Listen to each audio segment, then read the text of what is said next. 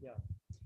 Johannes, your work deals with history, memory, and resistance in the forms of free presentation. Your latest film, Die vergangenen Zukünfte, Past Futures, from 2021, it's a feature-length film, discusses the nature of revolution, exemplified by exploring the legacy of the so-called March Revolution in Vienna in 1848. You not only visit through two fictional characters acting as urban archaeologists, the hidden places and monuments of the March Revolution, but you also record the recent years of political demonstrations on the streets of Vienna. Remapping the audience, you did 3 years before 2018, deploys similar strategies and explores similar topics around history, revolution, resistance, violence, and above all, images. So even some images from Past Futures already appear in Remapping the Origin. So I'd be curious that you tell us a little bit about your practice in general and the research you do, because in short, I think what these two films represent and what your work in general is really busy with the bygone histories and future possibilities of radical social change. Yes, I mean, mostly with these two films, which are different films, but deal also with, let's say, a space like a city and what happens in the city over the last, in Poland, more like 100 years, in the other film 150 years. Basically, I'm interested in the change of a city through like century maybe, but also in the sense of what is still visible from this kind of history that is mostly violent, and how is it still influencing the present, although we sometimes don't see it anymore. And for the film in Poland, it was the starting point for this was kind of a newspaper article I found, and it was about Zamenhof, the inventor of Esperanto, and the change of the city from a very pluralistic city to a very homogenic, and how someone who was born in the city and invented a language to unite people, now the city became something like the capital, but a movement where there's a very strong right-wing movement. So, and this within 100 years. And then I was interested, okay, like what does this history, what is still visible of this history, but also like how is it rewritten and how is it constantly rewritten?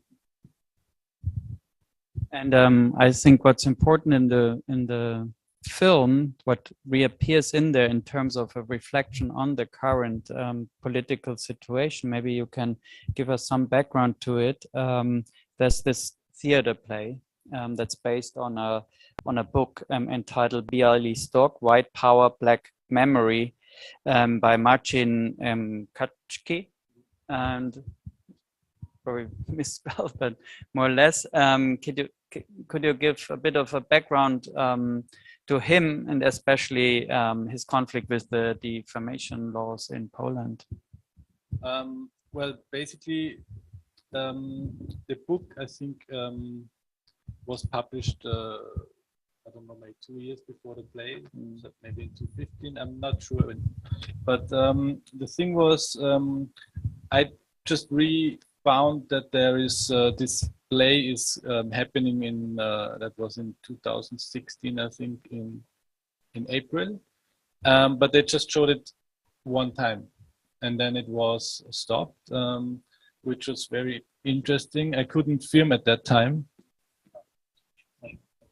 Because I missed it basically, but and then luckily there was another show they made in November for students, and I was asking like also why they just showed it one time, and basically they said it was not possible because of the actors from Warsaw, but it's a little bit strange.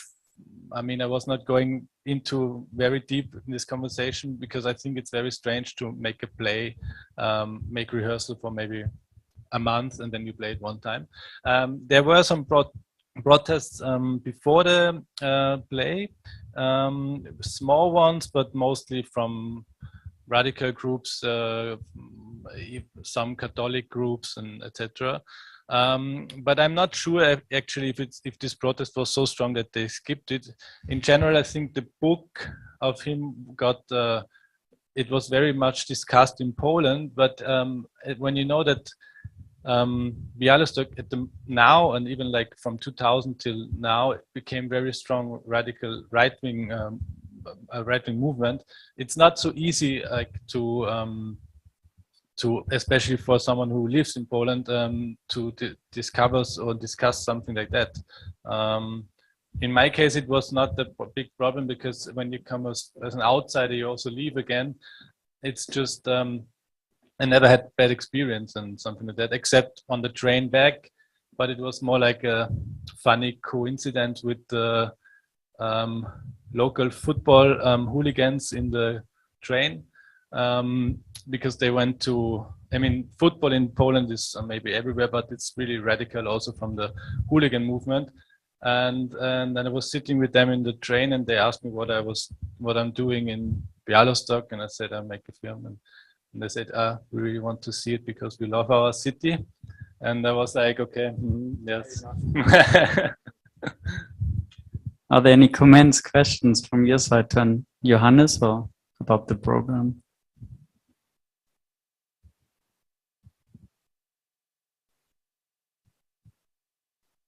Anita, do we have a microphone, or I better hand this one?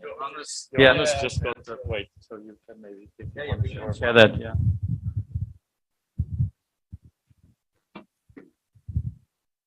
Now, I don't know what my question is, but there's a question that you ask in the scene in the military museum about fragility, and if I can't remember if the question that is asked is whether the recalling of these histories, how to recall or how to retell these histories without becoming fragile. Mm. And it just struck me that, you know, we've been talking this whole festival about resilience. So I was just trying to think about what is are resilience and fragility opposites? Is fragility undesirable? Is it, so it was just a thought rather than a question, but I'm curious if, I thought it was an interesting statement in the museum and an interesting question that was posed in the film. And I'm wondering where it came from, this question about fragility. I don't remember exactly, but I think maybe it is not the opposite. It's just something that I think in my case for this film was also like to make a film, you have to be fragile in the sense of accepting that there are many different narrations and stories that are told, and you always miss something. But I think it's and basically within this kind of, or for me at least, to make a film like this is also kind of an act of resistance against this kind of like at the moment told narration of the far right movement in Poland, or also in Europe elsewhere. So, but yeah, I don't know. There's two particular sequences in the film, and they're introduced by one of the most famous pictures of not only Russian film history, but global film history, with the mechanical eye or the camera eye of Chiga Vertov. And these short sequences work in a bit of a different way, how they're edited together. It's first a collection of eyes, and then of more recent footage of, let's say, the political conflicts and identity politics and so forth. Can you talk a little bit about that, and also your relation to Vertov? Why did Vertov never could make a film about Bialystok, but also about the eye and who's looking, these questions you always address because you make it so clear in your film that it's also the filmmaker that encounters this and is a sort of medium. Well, maybe first, why he could never make a film. I think I read it in his diaries that it was just like forbidden. He always asked like to go back to his city, because I think he said also that what you know the best is the city where you were born, and why. But I think basically there's not much more about it. Why? I think it was censorship, and it was more at the end of his career when he wanted to make this film. But yeah, and well, regarding the eye, I mean, it's as in this kind of form that I use with the assistic method of having voiceover interviews, even like fictionalized scenes.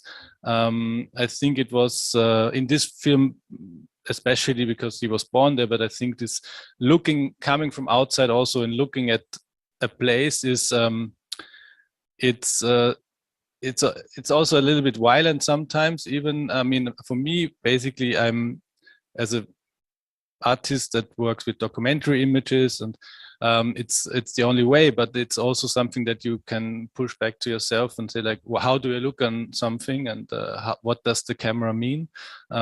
Because I always exclude also things in this kind of and the two scenes are like, basically I started the one with the eye also because it is really interesting that there are a lot of cameras, which is, I think, in most cities at the moment.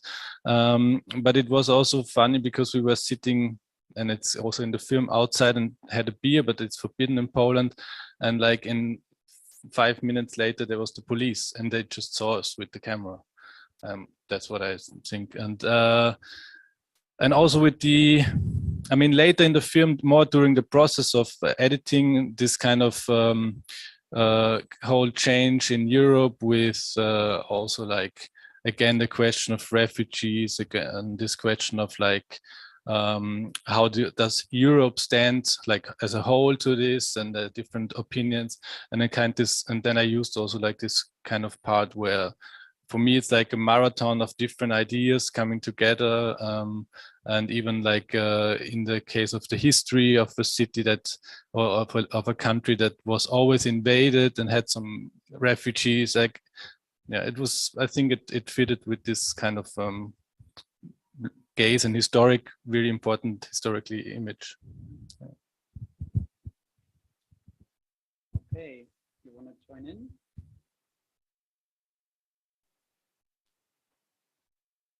Maybe I had a question of my own here. In the film, you have this moment in this city that used to be a town. I forgot the name, but with this woman inside of the bookstore, I guess, and also in the museum later, and they were quite darkly lit. Is there what's the reason behind this choice? In the bookstore, it was basically, I'm mostly coming to a place and I don't want to interfere so much. And we were shooting on expired 16 material, which is also like not the best material sometimes to shoot because colors are shifting a lot. And I just let her stay there. And I thought looks a little bit mystical, but I think she also, she would not have moved a lot. I think it was really like the space of her. In the museum, it was basically, I never wanted to use this image because it was more like I wanted to go there to film, and this description was very long, and I shot a very short part and the light was very bad. So I mean, I used it mostly as a. I mean, even when you look at it like this, that it's so dark, it's a little bit strange also to see it. It's true, and it fits a little bit in this. Puppets that are inside, because they're also so dark. So it's like a place that is mostly not so much visited also. It's really like a strange place, and also like as a museum, from my opinion. Yes, but it's sometimes also a technical thing.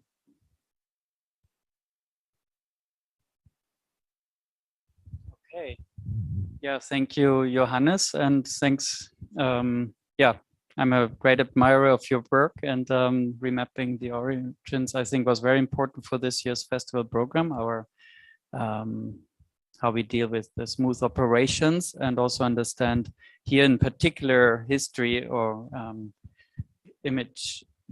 our image of history as a sort of technological question to some extent, or at least, or more maybe towards what we want to explore here about systems and the terror of totalized and totalizing systems, and understand, of course, history is something that is not linear, that is not one thing, that is like a multiplicity of visions where you say like it's always something missing. And of course, that's a vision of history that's hard to bear for many. You want to unify it and make it clear and draw one identity of something that is exclusive. And yeah, and put all these questions in regard of images and image production. And then, yeah, with combining it with the last film, I hope you were not unhappy about it. I think that opened up another discussion, but also realize in what abundance of images we live, and what does that disguise then in that mere access of things. And anyway, so I hope that was steered your thoughts and connects to things to come in the festival. And definitely, I think, to the next program, which we have the keynote of Vladan Joller, New Extractivism, which is a sort of mapping project as well, and really explores our relationship to data production and how that is an extractivist relationship. And yeah, that is in the main hall, and if I'm not mistaken, at 7:15, right? Yeah, check it out. Okay, but there's dinner in between and drinks. Thank you. Thanks, Johannes.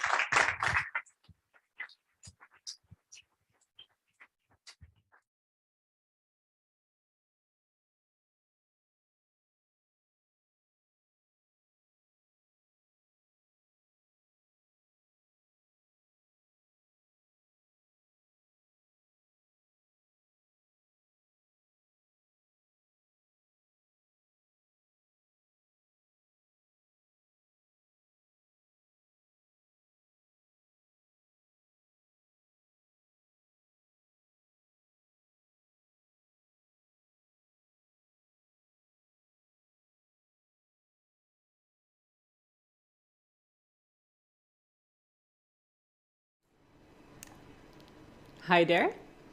Hi. This is Rosa, the curator of Face Value. Hey Rosa, I'm Martina. Could you briefly introduce yourself? Yeah, I'm Martina Stig. I'm a visual artist, and I created together with Stef Koolman, Roel Nobak,